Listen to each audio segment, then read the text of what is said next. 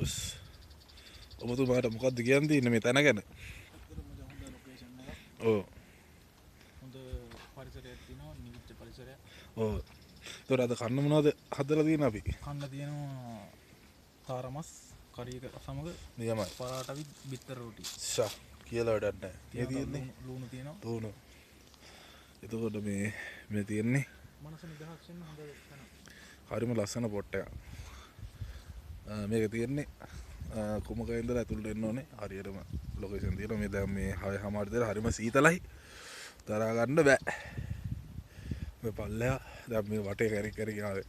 මෙන්න මෙහෙම ආවිල්ලා මේක පේනවා තනි කර එක දිස්ත්‍රික්කයක් වගේ කවර් කරන ප්‍රමාණය මේ උසට පේනවා. සයිතම දිස්ත්‍රික්කය කවර් කරන ප්‍රමාණය. දිස්ත්‍රික්කයක්නේ.